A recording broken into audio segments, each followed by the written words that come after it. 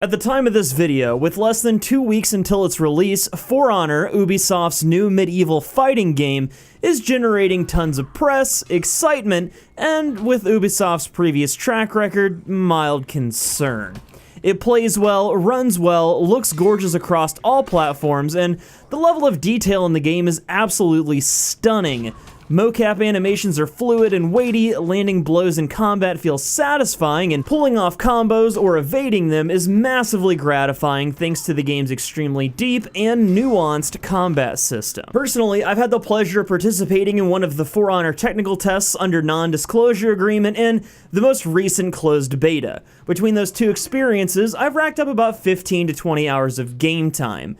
In that time, I found that there were a few things I really liked and a few things I didn't like. Also, there are a couple things I'm worried about when it comes to the future longevity of the game, but let's back up here. For those of you that haven't gotten to play For Honor, you might be asking what it feels like. The best way I can describe it is it's something similar to Bushido Blade on the PS1 back in the day, or the more modern but still pretty dated Blade Symphony, which you can check out in the Steam store. Combat is a bit heavier and slower paced in For Honor compared to those two aforementioned games, but it definitely tests your reflexes all the same. Combat in For Honor also relies heavily on the stance system. You have high stance and left and right stance. If you're playing with a controller, which I highly recommend, you can switch your stance by moving the right analog stick in the desired direction. Doing so allows you to block incoming attacks coming from the direction you're blocking in, or delivering attacks from that direction. It's a pretty simple concept to start, but when you add in parrying, stamina management, grab attacks, combos, timing, feinting, and general one-on-one duel psychology, the rabbit hole gets a lot deeper. At the start, this can be overwhelming, but the more you play, the more things start to kind of click. Controlling the character, landing combos, or winning fights may be difficult at first, but as you play, you kind of start to mesh with your character. I know it sounds crazy, but I think this is the first truly unique gaming experience that I've been a part of in a very long time. When you've practiced a little bit and you feel like you've got a handle on the combat in For Honor, you can take your newly honed skills to one of the several different game modes. There's Dominion, which is basically a point capture mode with AI-controlled minions, 1v1 duel, 2v2 brawl, 4v4 brawl, and elimination. Only the Dominion, duel, and 2v2 brawl modes were available in the closed beta, and I'm not allowed to show footage from the other modes that were present in the technical test. Additionally, there's a fully scripted single-player campaign scheduled for the release of the game. Anyway, as far as balance between characters goes, with the exception of a few slightly overpowered spammable moves, it seems to me that the community feels the game is fairly balanced so far, and from what I've played, I'd largely have to agree. There'll be a few times you run into certain characters that are more difficult for you to defeat than others, but that's where you get to learn and grow as a player. And nothing in this game is given to you, and I love that about it. As for the negatives, and I guess we could put these items under the I'm concerned about this category as well, but the biggest uh-oh for me was that just like the older Call of Duty games, the servers in For Honor are peer-to-peer. Now, I'm not entirely sure if this is a permanent thing, but the game is less than 2 weeks away from release. If they do change it, I don't think it'll be anytime soon. So why is that bad, you may ask? Well, in a peer-to-peer game, one person in the match acts as the host of the game. If he quits, gets disconnected, or just has bad internet that day, it results in a very poor experience for players in the match, and a lot of looking at screens like this.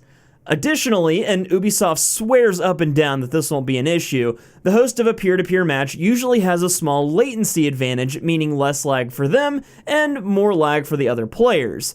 And in a game like For Honor, where being able to see every frame of an attack as soon as it's executed is really helpful, it could be an extremely unfair advantage for the person that isn't the host.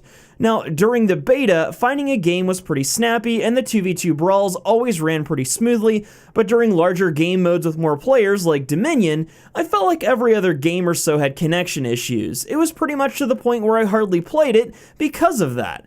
Hopefully these things get ironed out though, because the larger scale game modes were a lot of fun to play. The other thing you should know about, and I've seen a lot of YouTubers jump the gun on this one, is that For Honor has an in-game currency called Steel.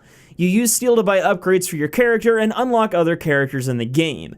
As of the beta, there was no way to buy this currency with real-life money, and there were tons of ways to get plenty of it just by playing the game. A lot of people are freaking out right now and saying that there'll be microtransactions galore, and while I do agree that this is Ubisoft we're talking about here, and they have a perfect system in place to implement this with the unlockable crates and such, I'm gonna err on the side of naivete and say that I hope that this isn't the case, especially since microtransactions haven't been announced. The in-game currency is very easy to earn, and the bonuses you get from buying gear are very minute. Plus, this is a skill-based game, not a stat-based one. You'll still have to be able to play well. On top of that, people are worried about future DLCs segmenting the player base. Ubisoft has announced that all map updates, modes, and characters will be playable without purchasing a Season Pass. Season Pass holders just get the new content a week ahead of everyone else. It sounds good on paper, and I hope they stick to that, but we'll see how things play out. But overall, I'm hopeful for Honor. It's the head-to-head combat game I've been craving for years, and I'll definitely be picking it up when it releases, provided there aren't catastrophic changes to the game on release day.